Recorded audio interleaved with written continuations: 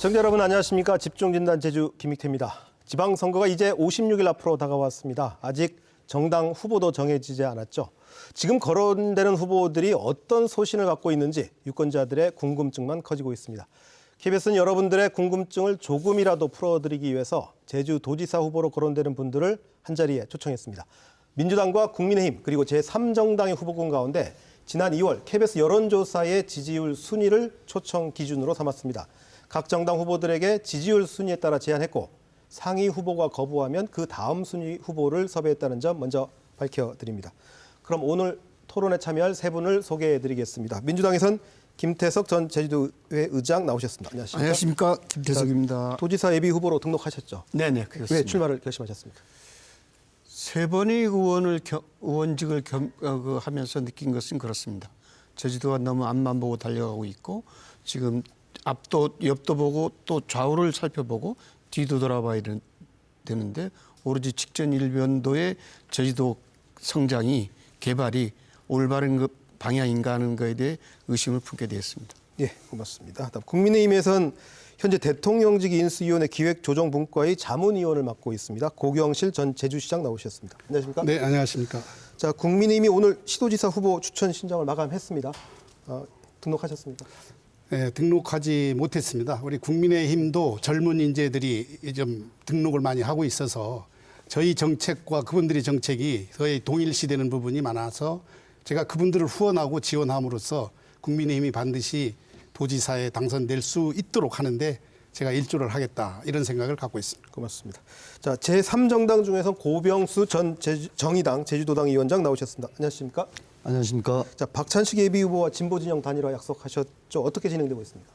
그 약속이라기보다는 만나서 진보진영 후보들의 단일화가 필요하다. 공감대를 형성한 것이고요. 그게 진행은 아마 중앙당도 있고 도당도 있고 결정이 진행됨에 따라서 아마 이루어질 거라고 봅니다. 네, 감사합니다. 오늘 토론 주제는 국제자유도시 제주 비전 그리고 제주형 자치 모델 이 두 가지입니다. 각 주제별로 공통 질문을 드리고 그 내용을 토대로 해서 발언 시간 총량제를 적용해서 자유 토론 방식으로 진행합니다. 후보별 발언 시간은 앞에 있는 모니터에 고지해 드릴 테니까 각자 시간을 조절하시면 되겠습니다. 그럼 첫 번째 주제 국제자유도시 비전을 놓고 토론해 보겠습니다. 먼저 공통 질문부터 드리겠습니다.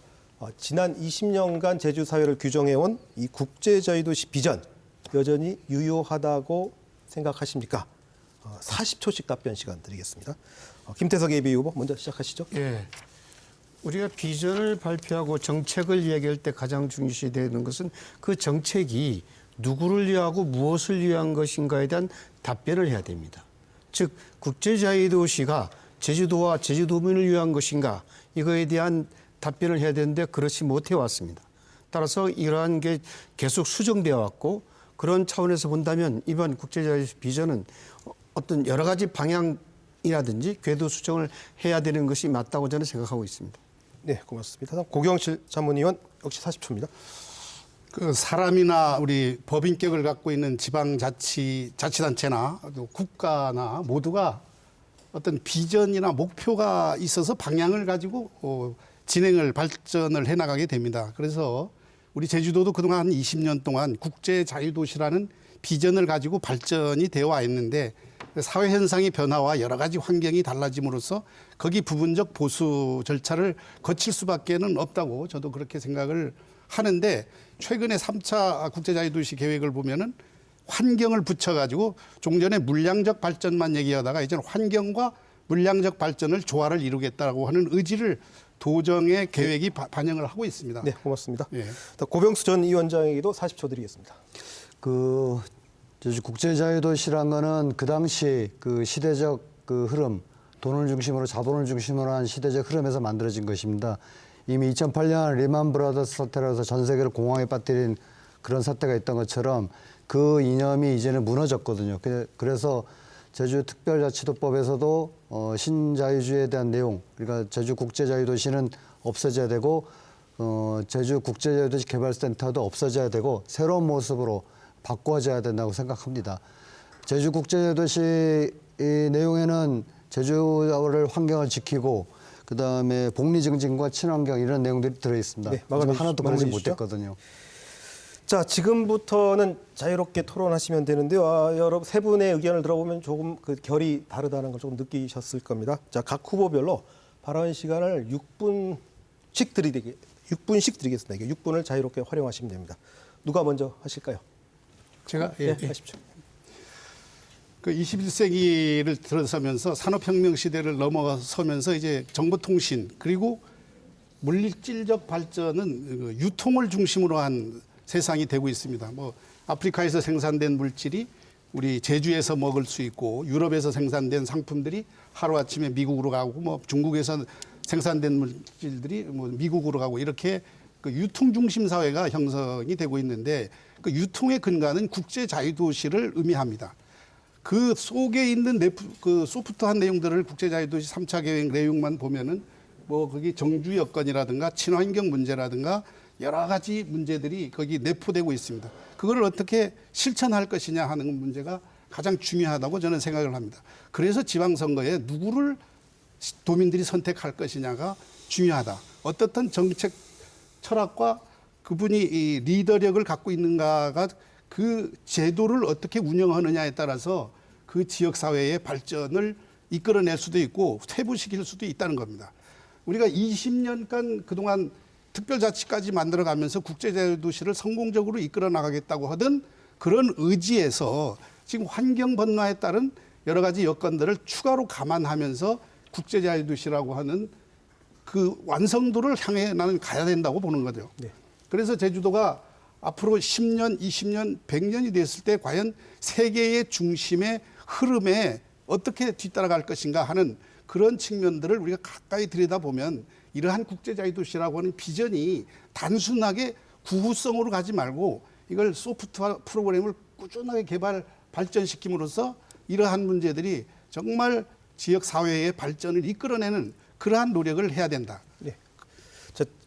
제가 토론 진행 방식 다시 한번 설명드리는데 이건 총량제입니다. 한 분이 쭉 말씀하셔도 되긴 되는데 언제든지 자유 토론이기 때문에 끊고 들어오셔도 됩니다. 자, 다른 분 하실까요? 예, 뭐 제가 먼저 아무나 하겠습니다. 하시면 됩니다. 자유 토론입니다. 뭐 국제자유도시라는 게 제주특별자치도법의 아마 중요한 내용입니다. 그 수백 가지 조항 중에서 중요한 것으로 나오고 그 당시 제주도를 어떻게 이끌고 나가고 대한민국 어떻게 이끌고 나갈 것인가에 대해서 만들어진 것 중에서 제주국제자유도시특별법 그 내용이 들어 있는데 문제는 그 당시 아까도 말씀드렸다시피 돈, 사람, 이 상품이 자유롭게 이동하는 그런 사회를 그런 제주도를 중심으로 만들겠다 이렇게 했는데 사실은 사람, 관광객 많아져 사람이 자유롭게 이동하는 것처럼 보였지만은 중국인들만 많아졌습니다. 그 다음에 상품이 많이 자유롭게 왕래하고 이동한다. 그런 무역을 얘기하는 건데 아무것도 자유롭게 왕래하고 많아지지 않았습니다. 제주도를 중심으로. 그 다음, 돈. 자본 투자 유치를 많이 하려고 했지만은 제주 땅만 해치고 골짜기가 없어지고 바다가 메워지는 그런 난개발만 이루어졌습니다. 과연 그 당시 제주특별자치도법의 국제자유도시가 과연 지금 필요한가? 필요하지 않다 생각합니다. 그리고 그 법에 보면은 제주의 가치를 살리고 제주의 자치권을 팽배하고 친환경적인 국제자유도시를 만든다. 이렇게 돼 있지만 그것도 좀 안 됐고 그리고 가장 중요한 거는 도민의 복리 증진과 국가 발전에 이바지한다 이렇게 돼 있습니다. 근데 도민의 복리 증진에 이바지했을까? 이런 국제자유도시가 추구하고자 하는 방향에도 하나도 이바지한 게 없다는 것입니다. 그래서 폐기되고 새로이 재설정돼야 된다 이렇게 말씀을 드렸던 거고 그 제주국제자유도시가 하던 사업들을 한번 살펴봤습니다. 보니까 15년 동안에 1조 정도의 수익을 올린 것이 거의 다 땅 장사를 땅을 팔아서 싼값에 주민들과 도민들을 통해서 얻고 그것을 몇 배 불려가지고 팔아서 그리고 면세점 이익이 1년에 아마 5천억 원 내지 6천억 원 이 정도 되더라고요. 근데 그것 이외에 7, 8개 그 사업들 보면은 영어교육도시, 아라동의 첨단과학기술단지, 신화역사공원, 항공우주박물관, 헬스케어타운, 서귀포 예래 휴양단지는 이미 1,000억 원 이상 뭐 물어주게 됐고 저희 주민들의 어떤 소송권에 걸려 있습니다. 이런 많은 사업들이 이미 작게는 200, 300억 원, 크게는 1,000억 원 정도의 손실을 보고 있다는 거죠. 그러니까 면세점에서 이거서 다른 데 손실을 메꾸는 자 그것이 도민들의 복리 증진에 이바지하지도 못했고 과연 우리가 그냥 이걸 그냥 두고 봐야 됩니까? 자, 다시 한번 토론 진행 방식을 다시 한번 설명드리면 언제든지 끼어드셔도 된다. 혼자 계속 말씀하시는 근데 계속 예. 말을 하는데 중간에 끼어들기가 예, 그렇고 하십시오. 이제 좀저 단발성 예. 한 2분씩 그 발언해서 뭐. 끝마쳤으면 좋겠는데 계속 하십시오. 예. 자, 일단 이 정도로 그럼 말씀드리고 저는 그 고병수 위원장님의 얘기는 하드웨어의 발전, 예를 들어서 투자 유치라든가 리조트 건설이라든가 이런 부분에 대해서 지금 그 문제점들을 얘기하는 거고 국제 자유도시 속에는 6대 프로젝트 예를 들어 가지고 인재 육성이라든가 7대 선도 프로젝트. 관광 상품이라든가 1차 산업이라든가 이런 육성들도 다 포함되어 있는데 국제 자유도시를 육성시키면서 이러한 또 다른 예를 들어 수자원을 어떻게 우리가 관리할 것이냐라든가 이런 분야의 문제는 얘기를 못 하고 있는 겁니다. 그래서 저는 관광만 하더라도 지금 우리가 북방 정책을 통해서 북한을 통해서 유러시아로 가겠다라는 생각만 하고 있지 동남아 쪽으로 해서 인도라든가 파키스탄 뭐 동남아 이런 관광객들을 잠재적 관광객을 어떻게 제주로 끼어들게 하면서 질적 관광, 국제 멍실공이 중국 관광객이 아니고 국제적인 관광지로 제주를 높여나갈 것이냐 하는데 도정의 리더들이 고민이 필요하다 하는 생각을 갖습니다. 그렇게 해서 국제자유도시라는 걸 단순하게 요 하드웨어만 보지 말고 전체를 아우러서 문화까지 아우러서 바라볼 수 있는 견지에서 비전이 필요한 것이 아니냐 이렇게 생각합니다. 국제자도시 개념이 아까 우리가 이야기한 그걸 정확하게 이야기해 봅시다. 사람, 상품, 자본이 자유롭게 이동하는 거잖아요. 그것은 신자유주의적 개념이에요. 그것은 개발과 투자 유치에 의한 외부 경제에 의한 성장을 이야기하는 겁니다. 내부 경제가 전혀 없어요.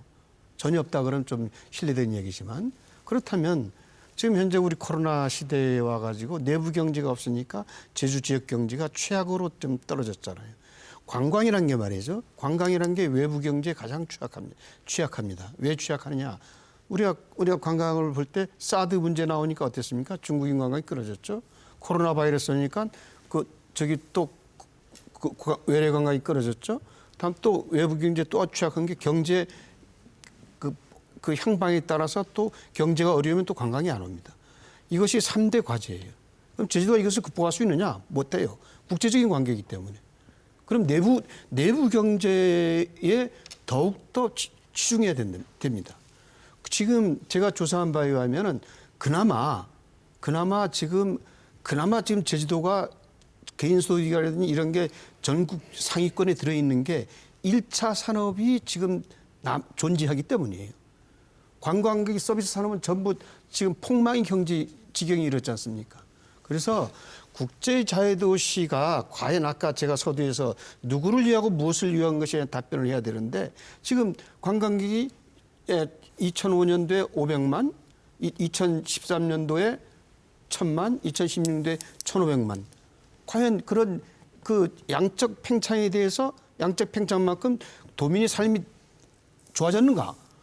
한국은행 제주지역본부의 조사에 의하면 관광이 질이 부가가치가 점점 떨어지고 있다고 조사가 돼 있지 않습니까? 그래서 저는 국제자유도시를 뭐 폐기하거나 이런 데 동의하는 건 아니에요. 다만 이제 방향을 20년이 됐으니 수정해야 할 때가 됐다. 그것이 뭐냐? 사람 중심으로 가야 되고 그 사람은 제주도민 중심으로 가야만이 올곧게 누구를 위하고 무엇을 위하신 것이냐? 제주도를 위하고 제주도민을 위한 것이다에 대한 답변이 될 수 있을 것이다. 그런 생각인 겁니다.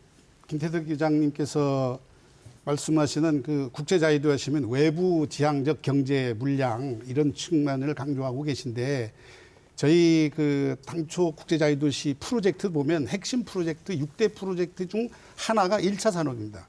예. 저희가 늘 강조하는 거는 우리가 지금도 우리 도정이라든가 국가정책이 친환경 농업을 한다고 하는데 친환경 농업에 얼마나 예산이 투자되고 있냐. 과연 그거를 위해서 우리가 얼마나 도정에서 역점을 두고 있냐. 우리 제주가 바다 바람과 한라산의 시원한 공기를 먹은 제주의 친환경 농산물들이 강남시장이라든가 북경이라든가 도쿄라든가 이렇게 진출할 수 있는 1차 산업으로 경쟁력을 강화시키려고 하는 그런 노력들은 우리가 얼마나 했느냐 하는 측면에서는 잠깐만요. 저는 국제자유도시가 프로젝트 중 하나이기 때문에 두 분이 발언권이 충돌할 때는 제가 시간을 적게 쓴 분한테 먼저 기회를 드리겠습니다. 김태석 그 의원님. 1차 산업의 친환경 로비라고 그러는데 제주도가 전국 비료 사용량이 전국의 2배예요. 이걸 인정하고 들어갑시다. 그리고 지금 우리 고기실 시장님 뭐 관료 생활을 한 40년 가까이 하셨으니까 친환경 농업은 국제자유도시대에서 점점점 축소되고 있잖아요. 아까 뭐 철학을 공유한다 그랬는데 그만큼 제주도정을 이끌어 오셨던 분들이 철학이 빈곤했던 거예요. 아까 지금 그 저 시장님 말씀대로 한다면은 그래서 철학이라는 게 얼마나 중요하다. 한 가지만 예를 들게요. 뭐 국민님께서 나왔어요. 박근혜 정부 때 박근혜 대통령이 후보 때 뭐라고 공약했습니까? 경제 민주화가 국정 과제였지 않습니까? 그런데 그분이 대통령 되니까 경제 민주화 싹 들어갔죠. 그건 뭐냐? 그분이 철학이 빈곤이에요.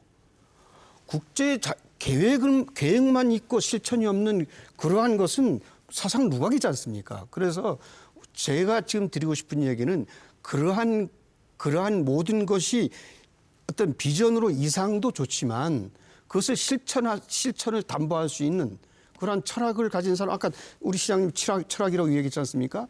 그것이 지금 현재 이 시대의 정신이라고, 제주도 시대 정신이라고 보여집니다. 예, 1차적으로 이 정도 하겠습니다. 근데 김대석 이제 님이라고 저는 표현하고 싶은데 김대석 님이 그 말씀하신 고경실 님이 얘기하신 건 그겁니다. 그러니까 어떤 소프트적인 내용, 구체적인 내용과 이런 것들이 좀 필요하다 이렇게 말씀하신 거고 거기에다가 친환경적인 것들을 이것도 하나의 소프트적인 내용이 될 수 있어서 차라리 JDC 국제자유도시 개발센터가 그런 데 투자하면 좋지 않았을까 이런 생각하는 거죠.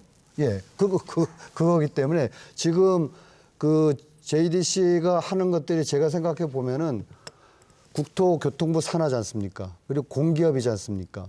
그래서 공기업은 돈을 벌려고 하면 안 됩니다, 사실은. 돈을 벌지 말고 그 지역 주민의 복리 증진과 그 사회 발전, 진보적인 발전을 위해서 써야 되는데 그저 돈을 벌려고만 했다는 거죠. 그것에 일단 문제가 있고 아까 고경실 님이 얘기한 것처럼 친환경적인 데 투자한다든지 그리고 지금의 코로나 시대에 우리가 뭐 느껴봤지만 돌봄에 투자한다든지 그리고 또 하나는 헬스케어 타운에 지금 JDC가 투자를 하고 뭔가 하려고 하는데 보니까 피부 관리, 비만 관리 이런 돈 되는 그 병원을 운영하려고 한단 말이죠. 사실 저기다가 제 생각 같은 제가 의사라서 그런 것도 있지만은 세계에서 아니 우리나라에서 제일 좋은 호스피스 병원 또 요양병원을 만들면 얼마나 좋습니까? 그럼 육지에나 다른 데도 올 것이고 제주도민들도 그걸 이용할 수 있을 것이고 그런 생각들을 안 합니다. 소프트라는 거는 바로 그런 것을 얘기하는 거고 지금까지는 그래서 여기서 돈 벌어서 땅 파서 또 불려서 팔고 그리고 외국의 투자 자본을 받았지만 그 투자 자본 받은 것들이 그 사람들이 제주도를 위하려고 합니까? 여기서 어떻게 하면 자기 투자 100억을 투자했으면 200억, 300억을 뽑아갈까 이 생각하거든요. 거기를 막지를 못하는 거죠. 이 구조 자체가. 그러니까 돈 벌려고 하지 말고 원래 목적대로 제주도민의 복리 증진에 이바지하려고 했었으면은 이런 파탄이 나진 않았습니다. JDC는 원래 그 7대 선도 프로젝트, 아까 6대, 맨 처음 7대 선도 프로젝트를 시작했으니까 7대 선도 프로젝트를 통해서 제주 개발을 지향한 거예요. 그래서 그것이 그 목적이 충실하려고 한 겁니다. 그러니까 그 목적 자체가 목적이 잘못된 거예요. 충실한 거기 때문에 지금 여기서 그 물론 그 JDC가 국제다시 한 축인 건 분명한데 중요한 것은 지사가 막으려면 얼마든지 막을 수 있어요. 그래서 그 의견을 지금 국토부 장관한테 줄 수가 있거든요. 그 줄 수가 있는데 그 개발 인허가 거는 어쨌든 도지사에게 있는 거예요. 뭐 아무리 7대 선도 프로젝트가 그럴지라도 그러니까 여기서 제일 중요한 것은 국제자유도시에서 제일 중요한 것은 JDC가 뭐 하는 것도 맞습니다만은 그건 지사의 철학, 지사가 제주를 어떻게 바라보고 어떤 방향으로 그 나침판을 돌릴 것이냐 하는 지사의 철학이 무엇보다 중요하다는 걸 내가 아까부터 말씀드린 거예요. 그러니까 예를 들어서 뭐 아까 무슨 박근혜 대통령 시절 어쩌고 하는데 지금 문재인 정부의 무슨 소득주도 성장이니 무슨 주택 정책이니 하는 게 다 잘 안 됐다 하면은 제주도 영향이 있느냐. 지방 정부라고 하는 거는 지방 리더를 어떻게 뽑고 그 지방 리더가 어떤 생각을 갖고 있느냐에 따라서 이 지역 사회를 어떻게 다른 지역과 달리 경쟁력을 갖춰 나가게 할 것이냐 하는 것이 중요하다고 는 보고, 그리고 국제 자유도시라고 하는 비전을 만들어 놓으면 그 시스템을 어떻게 응용을 잘 해서 제주 지역 사회가 하드웨어와 소프트웨어가 고르게 발전되면서 앞으로 나가게 만들 것이냐 하는 이런 고민을 해야 되는데, 물량적 측면만 예를 들어서 강조해 버리면은 그렇게 뭐 돈만 벌어들이겠다, 돈이 중요하다 이렇게 해버리면 인간성이 상실되는 시대를 맞이할 수도 있는 것이고, 또 인간성만 하다 보면 투자 유치가 안 돼서 경제 흐름이 막혀버리는데, 내부 경제가 막혔는데 어떻게 할 것이냐라고 하는 도민들의 다양한 욕구를 다 수렴할 수가 없기 때문에 하드웨어와 소프트웨어를 잘 조화하면서 그런 부분을 수용할 수 있는 지도자감이 필요한 거 아니냐 하는 하드웨어와 생각을 소프트웨어의 접점이 어디냐 하는 것이 더 그것이 어려운 거죠. 그것이 어려운 겁니다. 그런데 아까 뭐 문재인 정부 이야기는 문재인 정부 소득주도 성장을 하려고 했어요. 그것이 실패냐 성공이냐는 건 그 차치의 문제고, 다음에 주택 부분도 하려고 노력은 했어요. 그런데 박근혜 정부는 아예 폐기한 거잖아요. 그리고 그거 같이 비교하면 안 되는 것이고, 또 여기서 뭐 그런 얘기는 하지 않는 게 좋을 것 같고, 지금 우리가 한번 얘기해 봅시다. 국제자유도시 해가지고 지금 제주미래연구원하고 제주특별자치도의회가 지금 그 작년에 그 도민 인식 조사를 한 거 있어요. 근데 삶의 질이 나아졌다고 인식한 게 19%밖에 안 돼요. 예. 19%밖에 안 됩니다. 그러니까 제가 말씀드리고 싶은 것은 통계예요. 데이터입니다. 통계와 데이터를 가지고 얘기를 하자는 게 제 생각이고, 무조건하고 뭐 이제 포장해서 이야기하는 건 바람직한 건 아니다. 저는 이런 생각입니다. 김태석 예비 후보는 60분 시간 다 되셨고요. 자, 일단은 그 JDC 자체 용역 보고서도 받고, 그다음 그 통계들도 봤습니다. 그 얘기를 아는 게 아니고, 지금 예를 들면은 제주도 같은 경우 신화역산공원도 JDC의 작품인데, 그거를 한번 예를 들어 보겠습니다. 저 같은 경우는 신화역사공원 하면은 제주도가 가지고 있는 설문대 할망 이야기라든지, 그리고 많은 그 무속이지만은 많은 신들이 뭐 그리스보다 더 많다고 합니다. 신들의 숫자가. 그 정도로 제주도의 특징을 가지고 있는 이런 역사를 가지고 그 공원을, 스토리가 있는 공원을 만들었으면 참 좋았겠다 이런 생각하는데, 거기 가보면 카지노, 그다음 리조트, 놀이공원밖에 없습니다. 이런 식으로 JDC가 사업을 했다는 거죠. 그래서 결국은 JDC가 가지고 있는 그 방향도 바꿔서 제주 생태 평화 환경 이런 센터 이런 식으로 지금 바꿨으면, 개발센터를 바꿨으면 좋겠다 이런 생각을 합니다. 고병수 전 위원장도 시간 다 쓰셨습니다. 이제 고경실 후보가 47초 쓰실 수 있습니다. 지금 우리가 근본적으로 토론의 주제는 국제자유도시라고 하는 비전이 필요한가, 없애야 될 것인가 하는 논점에서 우리가 얘기를 하고 있기 때문에, 나는 국제자유도시라고 하는 비전은 반드시 필요하다. 그리고 그거를 어떤 사람들이 운용할 것인가에 따라서 굉장히 상황이 달라질 수도 있다. 단점이 있으면 그걸 보완해야 되고, 장점이 있으면 장려를 해서 나가야지, 그거를 폐지하면 20년 동안 해왔던 것들을 없애고 또 다른 걸 해봤던들, 내가 보기에는 그 종합계획의 범위를 벗어나지 못하고 거기서 맴돌 수밖에 없다. 좋은 말은 그 계획서에 다 집어넣어 있는데 그걸 어떻게 투자하면서 운용을 하느냐에 따라서 비전의 실현 여부가 있다. 그런데 한두 가지만이라도 네, 마무리해 주십시오. 반드시 이건 할 거는 해야 된다. 네, 고맙습니다. 자, 첫 번째 주제 토론했는데 어떻게 익숙하셨는지 모르겠습니다. 두 번째 주제는 더 뜨거운 토론 한번 기대해 보겠습니다. 두 번째 주제는 제주형 자치 모델 토론해 보겠습니다. 역시 먼저 공통 질문 드리겠습니다.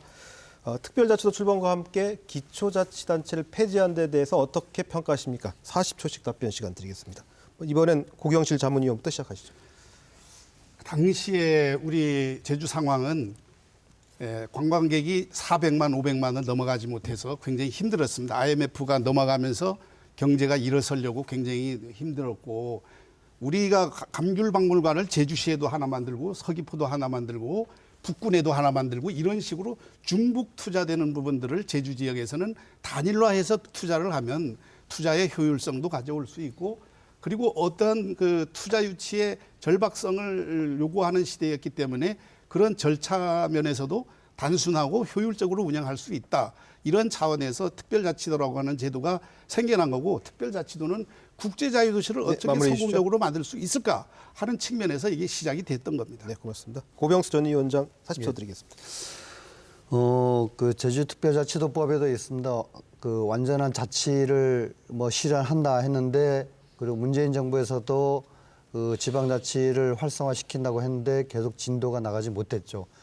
그리고 제주도 같은 경우는 저 기초자치를 없앨 때 많은 도민들이 이러면은 좀 좋겠구나 해서 많은 도민들이 찬성했던 부분도 있습니다. 근데 하나의 경험이었던 것 같습니다. 지나고 보니까는 이건 제왕적 도지사를 만들고 지역의 어떤 그 흐름이나 민심들은 이 소통이 창구가 잘리고 이런 생각들을 많이 하시는 것 같습니다. 그래서 앞으로 이 부분을 우리가 많은 고민을 해야 될 시점이라고 생각합니다. 고맙습니다. 자, 김태석 예비후보 역시 40초입니다. 제주형 자치 모델이라는 게 사실은 옛날에 많이 들어본 얘기를 한번 해봅시다. 한국적 민주주의란 말을 많이 썼잖아요. 언제 썼습니까? 유신 때 썼잖아요. 그 어떤 이데올로기나 어떤 그 가치 앞에 형용사가 잘못 붙어버리면은 아주 위험해질 수가 있습니다. 그 기본 가치가 없어질 수 있거든요.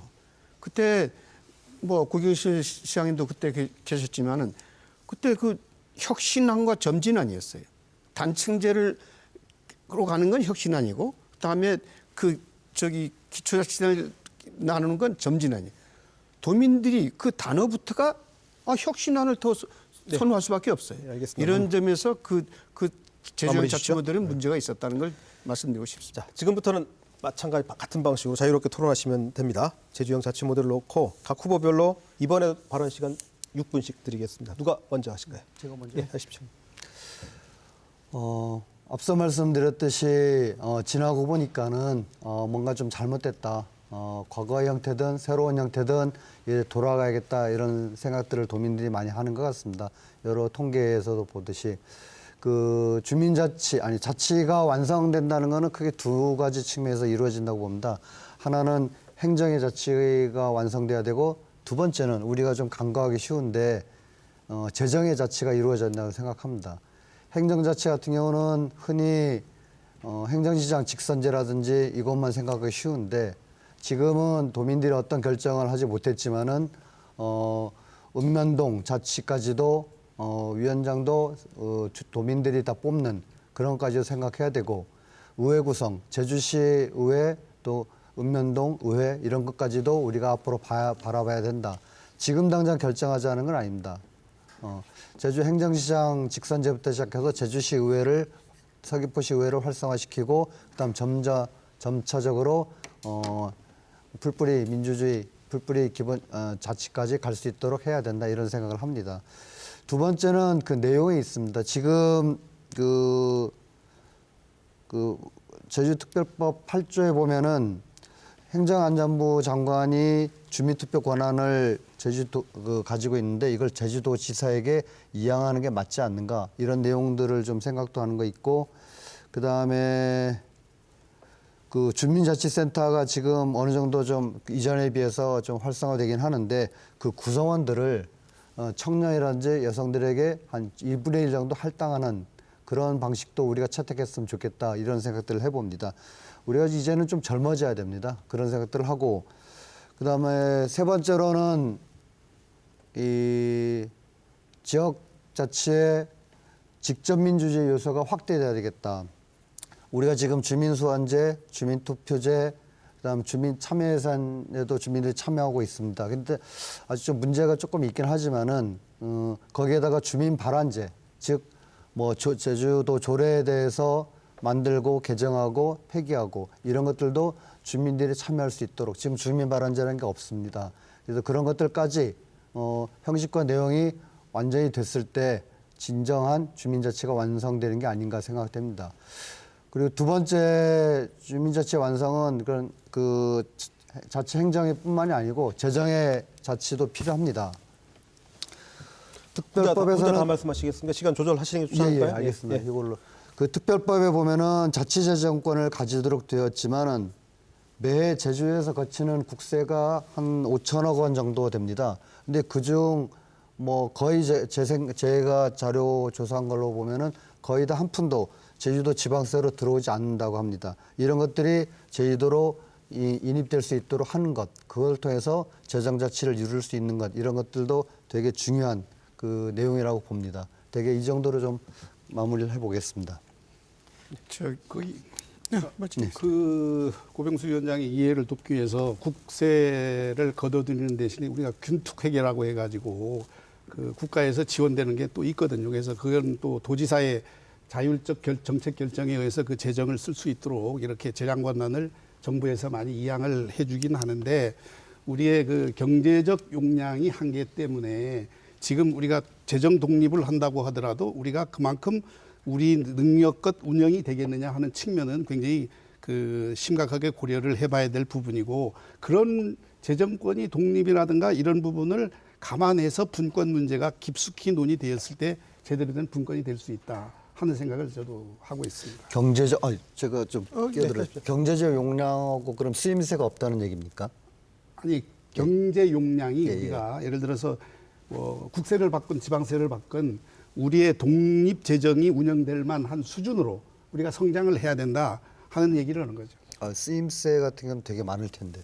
그러니까 그만큼 우리가 그러니까 예. 성장을 안 하겠다고 해서 멈춰버리면 안 된다는 거죠. 재정 독립이란 말은 내가 처음 듣는데 그건 그 독립적 국가에서 할 수 있는 얘기인데고 지방 정부 하에서는 재정 분권이 어느 정도 이루어지냐는 거죠. 지금 현재 7대3, 8대2 구조에서 6대4, 6대4 정도, 5.5대 4.5. 이 정도의 어떤 그 재정 분권이 이루어지지 않는 상태에서 지방자치가 제대로 될 수 있느냐는 건 그 상당히 의문을 많이 가집니다. 문재인 정부 하에서도 뭐 4대 6까지 가려고 해도 대한민국이 관료 국가예요. 기재부에서 반대하면 안 되는 거예요. 오죽하면 정치권에서 이게 기재부의 나라냐까지 얘기가 나옵니까? 따라서 이런 기재부를 타파하는 게 제일 우선적이고 원로 돌아가 봅시다. 자치가 뭡니까? 스스로 결정하는 겁니다. 아까 뭐 재정 자치에 대해서 그 자치를 하려고 그러면 돈이 있어야 되는 거예요. 따라서 우리는 무늬만 자치예요. 2대 8 구조에서는. 이런 무늬만 자치에서 지방자치단체다? 전 지방자치단체란 말도 별로 좋아하지 않습니다. 지방정부가 맞아요. 지방정부로 가는 게 맞습니다. 지방정부로 가야 재정 문제도 좀 자유롭게 가는 것이고 따라서 이 용어의 개념을 우리가 좀 바르게 할 필요가 있다. 따라서 자치란 말은 지방자치란 말은 행정체제의 문제이기도 하지만 자치란 결정의 문제잖아요. 결정은 뭡니까? 정치인들이 하는 거예요. 그래서 따라서 자치란 뜻에는 행정의 문제와 정치의 문제가 동시에 녹아 있는 겁니다. 요즘 우크라이나 사태를 비교한다면 원자폭탄을 만드는 사람들은 과학자들이에요. 그런데 원자폭탄을 투하할 걸 결정하느냐 마느냐 하는 건 정치인입니다. 따라서 어떤 모델로 갈 거냐 결정하는 게 누구예요? 국회잖아요. 국회가 결정하는 거지 않습니까? 우리가 아무리 원해도. 대성님은 무슨 얘기하면 막 이렇게 막 하늘로 올라가는 것 같아요. 죄송합니다. 제가 고경실님한테 좀 여쭤보고 싶은 게 그 많은 사람들이 그 풀뿌리 자치가 없어진 이유가 예를 들면은 뭐 시의원 뭐까지도 괜찮지만 군의원 이렇게 했을 때 그 사람들 지방 토호들한지 좀 이명세 힘께나 있는 사람들이 다 의회 의원을 해먹는다 해가지고 또 하는 일이 없다. 되게 이 두 가지 관점에서 당시 도민들이 막 싫어하고 그 해봤자 소용없다 이런 얘기를 하거든요. 근데 사실 유럽이라든지 다른 외국을 보면은 군 단위 그런 지방자치까지 상당히 잘 되고 있습니다.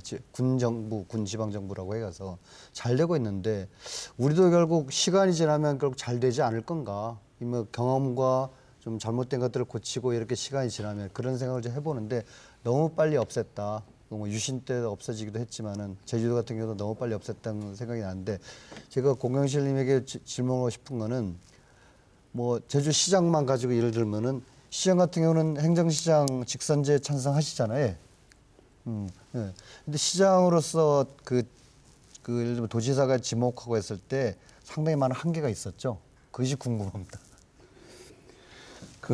일을 하실 우리가 때. 그 민주주의의 가장 기본적인 우리 김태섭 의장님 말 민주주의의 가장 기본적인 게 자기 의사 결정권이 가장 중요한데 지금 임명직 시장의 한계는 자기 의사 결정권이 없다. 모든 게 도지사 앞에 승인을 받거나 보고가 된 다음에 정책이 결정되고 집행된다. 그리고 시장이 정책 결정한 거에 대해서 위에서 없애볼 수도 있고 뭐 이렇게 마음대로 할 수 있는 이런 시스템은 안 돼야 되기 때문에 민주주의 원칙에 따라서 시장도 직선 시민들이 부여하는 권한을 가지고 시장이 탄생해야 도에서 정책 오류가 발생하더라도 한번 걸릴 수 있는 기회가 되지 않을까 이런 생각인데 우리가 그 고병수 위원장 말씀하는 것처럼 뭐 군의원이 자질이 어쩌니 이런 문제는 우리가 시민 자체가 민주주의 훈련이 계속되면서 의식이 높아지고 결론은 선진 유럽이나 미국처럼 그렇게 되면서 의회가 작은 단위 의회, 읍면 단위 의회가 생기면서 그 유럽의 공동체와 같은 형식으로 만들어질 수도 있는 겁니다. 그 모델이라는 게. 그런데 그런 문제가 아니고 그 당시에 우리의 상황은 정책 결정을 바로 효율적으로 해서 이 어려운 이 물질적 경제 성장을 돌파구를 마련하자라는 차원에서 아마 우리 지금 특별자치도 제대로는 시행이 된 거고 사람이 이러니 한 문제는 아니다. 그거는 우리 도민에 대한 비하일 수도 있기 때문에 도민의 역량에 따라서 이게 성장하는 것이고 앞으로 저는 이 자치제도가 보완해서 지금 여러 가지 논의가 나오고 있는데 중앙정부에서부터가 분권에 대한 인식을 확실히 해야 된다. 그리고 민주주의 시대에 걸맞는 지방정부를 만들어주겠다고 하는 사고부터가 중앙정부에서 갖고 있어야 된다. 이런 생각을 합니다. 그래서 정치권에서도 저도 국회의원도 도전했지만 중앙국회에서가 이런 걸 풀어줘야 된다.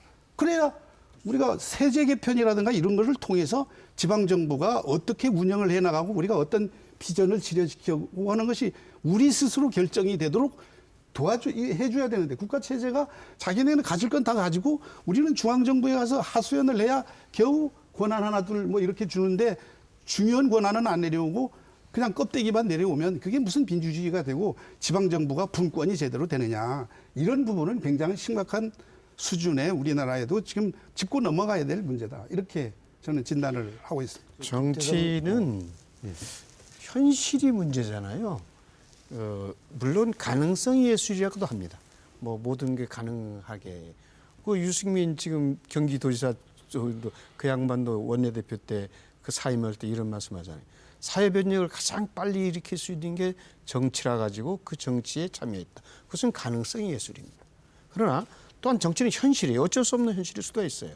우리가 그 단층제로 갔을 때 단지 가보니까 지금 2006년부터 지금까지 한 15년 이제 지났지만 결국 아까 제왕적 도지사라니 여러 폐해가 나타나고 있지 않습니까?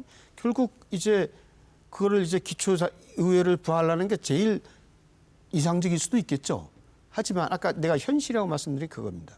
국회가 다시 또 그것을 과거로 돌아가는 모양새는 안 취할 거라 보고 있기 때문에 저도 의장 때 이걸 의결을 해서 행정시장 직선제를 올리지 않았습니까?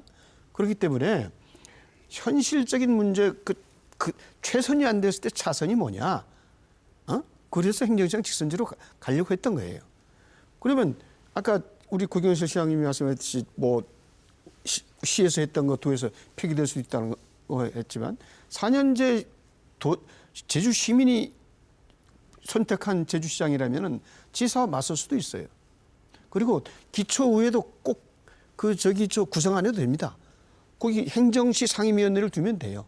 그다음에 그걸 또 행정시장 직선제로 고치면서 거기 법률안에 시장이 권한은 도 조례로 정한다. 이렇게 하면 간단합니다. 그러니까 그러한 그 여러 가지 혼용되는 요소도 있기 때문에 행정시장 직선제가 현실적 대안으로 우리 의회가 결정해서 전반기 제가 의장 때 올렸던 것이란 걸 말씀드리고 아까 읍면 대동제라든지 이런 것 진짜 많지 않습니까? 뭐 외국 같은 카운티라고 해서 인구 뭐 12,000 정도에서 거기서 카운티 시장도 나오고 의회도 나오고 그러는데 어떤 그런 게 풀뿌리 민주주의인 건 맞습니다. 하지만 그걸로 가기 위한 전 단계로서 또 전전전 단계로서 어떤 행정시장 직선제를 통해서 뭐 행정시를 뭐 4개, 5개, 6개로 쪼개면 그것도 읍면 대동제도 마찬가지예요. 그냥 그런 그 현실성을 좀 감안해서 현실의 바탕을 둔 어떤 그 정치 행위도 우리가 도민들에게 이해를 구했고 행정시장 직선제를 찬성하는 도민들이 약 75% 이상이지 않습니까? 그래서 그러한 것도 우리는 정치를 하려고 하는 사람들은 그 도민의 뜻을 받아들여야 되는 게 그것도 커다란 차원에서 민주주의 원칙에 부합된다. 저는 이런 생각을 하고 있습니다. 제가 그 경험이 부족하니까 두 분 모두 경험이 부족하니까 그렇지 않아요? 김태석 그 의장님한테 여쭤보고 싶은 게 그러니까 현실적인 겁니다. 말씀하셨던 예. 것처럼 현실적인 건데 그 행정시장 직선제와 행정시 법인격 의회를 설립하는 거는 어느 정도 뭐 합의 비슷하게 돼 있는데 군은 없어졌지만 읍면동 자치까지는 앞으로 지향해야 될 부분하고 아마 일치를 할 겁니다. 근데 아까 말씀드렸듯이 이 부분을 제가 고민이 해결이 안 돼요. 아까 말했듯이 힘께나 쓰는 사람들, 지역 유지나 이런 사람들이 의회로 진출하고 지역 의회로 진출하고 그다음 그 사람들이 의회를 구성했을 때 그 많은 청년 젊은 친구들이나 정말 좋은 생각을 가진 사람들이 힘이 없으니까 의회로 진출하지 못하는 그런 현상들을 방지하거나 아니면 개선할 수 있는 어떤 방안들이 있습니까? 제가 경험이 제가 부족해서. 이런 말씀을 드리면은 어쩌면 대한민국 최대 재벌 회장 중에 한 분이 이런 말을 했죠. 대한민국 정치는 사료다. 근데 저는 동의합니다.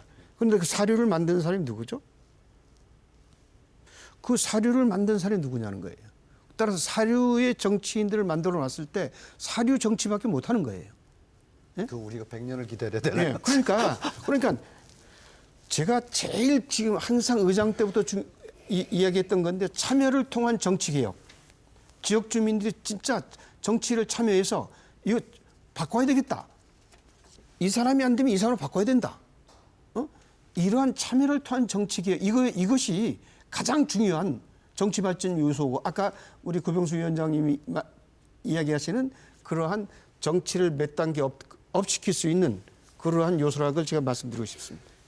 어쨌든 뭐 지금 국제자유도시 비전도 그렇고 지방자치도 그렇고 도지사가 확실히 민주주의적 사고방식을 갖는 지도자면 권한을 과감하게 그렇죠. 이양을 해줘야죠. 시장 앞에. 시장 읍면동장 앞에 권한을 과감하게 이양을 하는데 꼭 제도로 무슨 뭐 법으로 만들지 않더라도 시장이 도지사의 지침으로도 충분히 가능하다고 봐요. 행정이 재량형이라는 게 있잖아요. 뭐 경제는 어느 정도 예산 집행권을 주겠다. 인사는 어느까지 할 수 있도록 하겠다. 그거는 간섭 안 하고 자율적으로 할 수 있도록 하겠다 해서 단체를 운영하도록 할 수도 있어요. 그런데 저도 우리 김 의장님하고 동의를 하는 부분은 의회는 구성 안 해서 도의회의 상임위를 증설하고 시장은 시민들이 직접 뽑는 형태의 그런 형국의 그 자치분권이 제주도에서 추가로 이렇게 발굴이 됐으면 좋겠다는 생각을 갖고 있어요. 그렇게 해야 어쨌든 정책 결정, 도시계획 하나의 정책 결정을 하면서도 시장이 시에서 결정한 내용들이 도에 가서 자기 입맛에 안 맞다고 해서 이거를 갈아치우거나 이렇게 안 해가지고 시스템이 존중받을 수 있어야 된다. 그래야만 그 일선의 주민들이 느끼는 욕구가 그대로 도시계획에 반영될 수 있는 거지.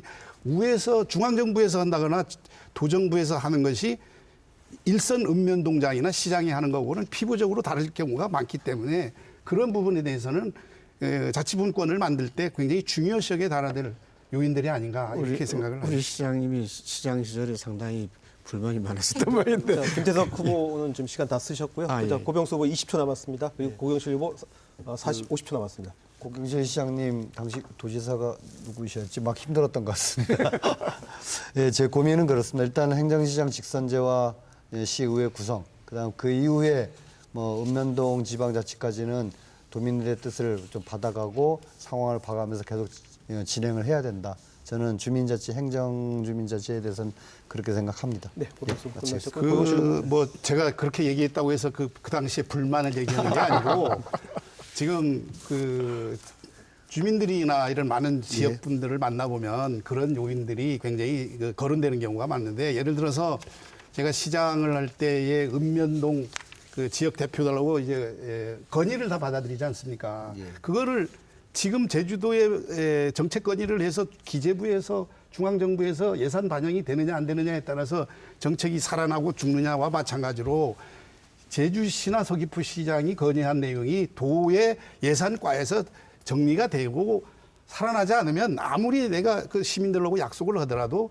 그게 효용성이 사라진단 말입니다. 그래서 이런 부분들이 약속하면 2, 3일 내로 바로바로 이루어질 수 있는 것도 안 해줘가지고 예, 시민들이 고맙습니다. 불평불만이 될 수 있는 거기 때문에 네, 마무리 이런 주시죠. 부분들이 이 자치분권에 반영이 돼야 된다 네, 하는 고맙습니다. 내용입니다.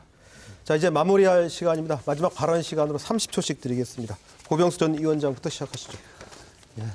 이번 지방선거는 모든 선거가 중요하듯이 상당히 중요합니다. 왜냐, 우리가 코로나 시대를 겪지 않습니까? 2030년이면은 기후위기에 대한 어떤 정책과 방향들이 상당히 변화합니다. 거기에 맞춰서 미래지향적인 제주도를 어떻게 이끌 것인가, 그걸 결정해야 되고, 지속가능한 제주 경제를 어떻게 이끌 것인가 맞춰야 됩니다. 그리고 제주가 복지 네, 최고, 고맙습니다. 돌봄 최고의 도를 만들기 위해서 이번 지방선거 중요합니다. 고맙습니다. 여러분들의 선택을 기대하겠습니다. 김태석 예비 후보님 30초입니다. 예, 저는 선거 얘기는 안 하겠습니다. 도민 여러분, 간디가 이런 말을 합니다. 평화로 가는 길은 없다. 평화가 곧 길이다. 저는 이것을 잠깐 단어를 바꾸고 싶습니다. 환경으로 가는 길은 없다. 환경이 곧 길이다.